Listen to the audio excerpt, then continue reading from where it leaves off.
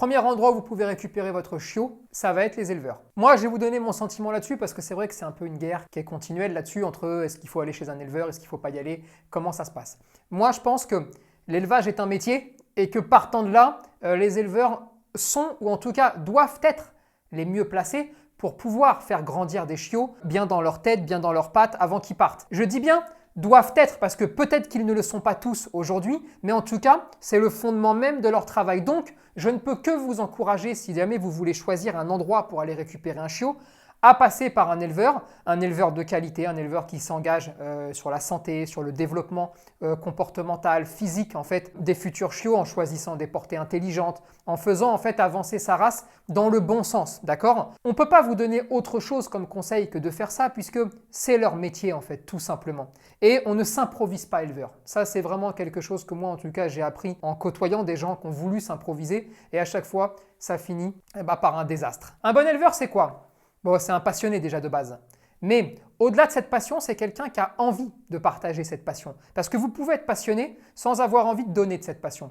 Un bon éleveur, c'est quelqu'un qui va partager, c'est quelqu'un qui ne va pas hésiter à prendre du temps pour vous avoir au téléphone, pour vous demander de passer si jamais vous pouvez passer ou que la distance n'est pas trop grande, qui va prendre le temps aussi de répondre à vos mails et qui ne va pas répondre en 2 lignes, mais qui va justement aussi peut-être vous interroger un petit peu. Et c'est vrai que parfois, quand vous recevez un petit interrogatoire, entre guillemets, ça vous brusque un petit peu. Mais au final, moi je trouve ça très positif qu'un éleveur veuille savoir où est-ce que vous vivez, comment vous vivez, pourquoi vous faites ça, pourquoi ce chien, pourquoi machin. Surtout, dites-vous qu'il n'y a jamais de mauvaise réponse. Il y a simplement en fait la volonté de l'éleveur d'aller rechercher la meilleure famille pour ses chiots. Et ça, je trouve ça plutôt bien dans sa démarche. Si vous répondez honnêtement et que l'éleveur vous dit non pour un motif que vous estimez pas valable, c'est peut-être tout simplement que ce n'est pas le bon éleveur pour vous. Et donc, ça vous permet aussi de pouvoir affiner votre choix. Vous voyez, en fait, il y a toujours quelque chose de positif à retirer d'un truc qui pourrait vous mettre un petit peu sur le reculoir. Ensuite, un éleveur compétent, c'est un éleveur qui fait attention aux différents mariages qu'il va pouvoir faire, qui fait des recherches pour le mâle, pour la femelle, qui va dans le sens de l'évolution de la race et une évolution positive, pas une évolution négative. Un bon éleveur aussi, à mon sens, c'est quelqu'un qui ne va pas dans la direction de la mode. Je ne sais pas, la mode serait à une couleur qui n'existe pas. Un bon éleveur, c'est quelqu'un qui ne produit pas cette couleur, par exemple. Si la mode est aux grosses têtes qui vont s'agrandir de plus en plus jusqu'à avoir des chiens qui vont être en mauvaise santé, pour moi, un bon éleveur, c'est quelqu'un justement qui fait reproduire des chiens qui ne sont pas dans cet hypertype qui est aussi sanctionné par le club de race. Voilà un petit peu ce que c'est qu'un bon éleveur, au-delà de tous les titres qu'il pourrait avoir, au-delà de tout ce qu'il pourrait avoir, qui n'est pour moi pas très important, ou en tout cas pas le plus important. Le plus important, c'est que l'éleveur fonctionne dans ce sens-là. Après, évidemment, il y a la santé. Alors la santé des chiots, c'est la primo-vaccination avant de partir, c'est le vermifuge, c'est la nourriture et en gros l'alimentation qui va être donnée à ces chiots. C'est aussi la façon dont ils vont être traités à l'élevage. Et là, encore une fois, c'est pas parce qu'il y a des box que l'éleveur est mauvais. Il peut y avoir des box qui sont extrêmement bien conçus, très propres, avec un niveau sanitaire très élevé. Mais c'est important quand même qu'il y ait des infrastructures qui permettent de mettre les chiots dans les meilleures dispositions, les meilleures conditions. Évidemment, c'est aussi un élevage propre. Alors un élevage propre, ça ne veut pas dire que parce qu'il y a une merde qui traîne à droite à gauche, l'éleveur n'est pas propre. Parce que quand on a beaucoup de chiens, on ne peut pas non plus être derrière le derrière de tout le monde. Mais c'est en tout cas un endroit où vous sentez que c'est ramassé quotidiennement, où vous sentez que quand vous arrivez dans la nurserie, c'est propre, où vous voyez que quand vous arrivez dans le box ou à l'intérieur, s'ils sont à l'intérieur, les petits cacas des chiots sont ramassés très régulièrement. Voilà un petit peu ce que c'est. Et puis, c'est aussi un éleveur qui va accepter de vous montrer au moins la mère, si jamais il n'a par exemple que la mère, parce que ça peut arriver qu'il passe par des étalons extérieurs. Mais en tout cas, c'est quelqu'un qui va vous dire voilà la mère, et puis qui va vous la présenter en fait. Alors souvent en dehors de la portée, parce que c'est plus facile pour la mère, mais en tout cas, c'est quelqu'un qui va dire voilà, vous pouvez voir la mère, c'est elle. Et ça, c'est quelque chose qui est fondamental pour moi. Après, un éleveur, c'est aussi quelqu'un qui va apporter un suivi. Et c'est à mon sens, là, une vraie responsabilité de l'éleveur que de vous demander des nouvelles. Et, à contrario, c'est aussi votre rôle, quand vous récupérez un chiot chez un éleveur, de lui donner des nouvelles aussi, parce que ça doit marcher dans les deux sens.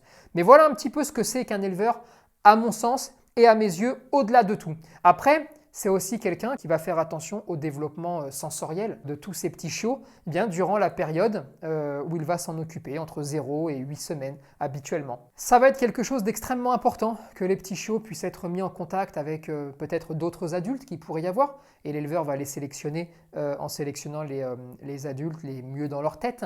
Mais c'est quelque chose qui est important, que ces petits chiots-là puissent commencer tout doucement à découvrir la vie, puissent avoir un parc d'éveil avec en fait un endroit dans lequel ils vont pouvoir gambader, qu'ils ne restent surtout pas enfermés dans le box ou enfermés à l'intérieur pendant 8 semaines, parce que là, ça pourrait être dérangeant. Essayez de comprendre une chose qui est extrêmement importante.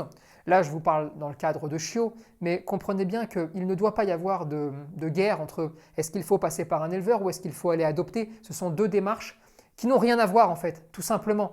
Et donc, il ne faut surtout pas mélanger tout ça pour en faire une guerre qui n'existe en fait pas. C'est vrai qu'on leur fait très souvent un faux procès en fait, en leur disant ouais, ils font de l'argent, ils s'enrichissent en fait sur l'animal et grâce à l'animal, et en fait, ils les exploitent. C'est faux, parce que la vie d'éleveur, c'est pas dormir les nuits quand il y a des chiots, quand il y a une portée qui arrive, c'est s'en occuper jour et nuit. C'est vraiment une vie particulière, une vie à part. Et il y a toujours, mais comme dans toutes les corporations, de mauvaises personnes et des mauvais éleveurs. Il y en a évidemment, et ceux-là, il faut les combattre. Mais ce n'est pas la majorité, et je peux vous assurer que la plupart des éleveurs sont bien intentionnés. Arrêtons un petit peu la démagogie. Bien évidemment qu'ils doivent gagner de l'argent pour manger, pour vivre, et puis plus ils vont gagner de l'argent, plus ils pourront s'occuper aussi correctement de leurs chiots. Et c'est là la différence entre le bon éleveur et le mauvais éleveur. Le mauvais éleveur, il fait des chiots en quantité, il fait absolument tout et n'importe quoi, il prend de l'argent, et après, il s'en fout. Et il améliore rien du tout. Le bon éleveur, c'est celui qui va gagner de l'argent parce qu'il le mérite, parce que son élevage est de qualité, parce que ses chiots sont bien intellectuellement, parce que ses reproducteurs sont sains au niveau comportementaux. Et résultat, à chaque fois qu'il va gagner de l'argent, ce qui est tout à fait normal, eh bien, il va pouvoir améliorer ses installations, il va pouvoir offrir plus de confort. En fait, il va, pareil, faire progresser en fait son élevage dans le bon sens. Mais je crois que c'est tout à fait normal et c'est comme ça qu'il faut voir les choses. Donc surtout, ne vous arrêtez pas à ça parce que c'est faire un procès d'intention qui n'existe pas en fait. Sur les thèmes où il faut vraiment faire attention, on résume. Petit 1, vous devez sentir la passion chez l'éleveur. Et ça, c'est pas moi qui peux vous le dire, c'est que vous. Vous allez ressentir ce truc, d'accord? Petit 2, si vous recevez une ligne de réponse quand vous demandez s'il y a des chiottes disponibles, barrez-vous.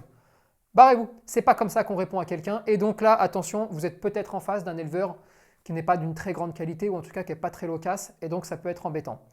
Petit 3, si vous le pouvez, vous devez aller voir l'élevage pour voir un petit peu les installations. Je dis bien si vous le pouvez parce que c'est pas toujours possible. Petit 4, vous devez impérativement pouvoir au moins avoir des images de l'élevage, pouvoir surtout avoir un arbre généalogique, pouvoir avoir un éleveur qui vous donne des pédigrés du père, de la mère, sur plusieurs générations derrière eux, pour arriver à vous expliquer un petit peu comment ça se passe. En fait, vous devez avoir, et ça c'est un peu le gage de qualité, de sécurité en fait, c'est avoir un éleveur qui se prend la tête. Vous devez aussi avoir un éleveur qui va vous expliquer un petit peu qu'avec ce mariage-là, vous allez avoir des chiots qui sont un petit peu plus typés dans un sens ou dans l'autre parce que le père est comme ça, la mère est comme ça, ce qui n'est pas une vérité absolue, bien entendu, mais en tout cas, ça peut être toujours intéressant d'avoir des éléments de réponse. Faites attention à tout ça et c'est comme ça que vous allez reconnaître un bon élevage. Et puis évidemment, il y a ce que vous allez ressentir en arrivant qui va faire que tout d'un coup, votre feeling, votre façon de voir les choses va faire la différence en fait. Donc moi, mon point de vue là-dessus, il est très simple. Je ne peux que vous conseiller d'aller voir un éleveur, un bon éleveur quand vous voulez un chiot. Évidemment, il y a des mauvais éleveurs et ces mauvais éleveurs, il faut leur faire la guerre, comme à chaque fois. Et ça, c'est pas le problème, ça marche comme ça dans toutes les corporations. Mais une poignée de mauvais éleveurs ne peut pas entacher l'ensemble de l'élevage canin qui fait un très bon travail avec tous les clubs de race qui sont en soutien derrière.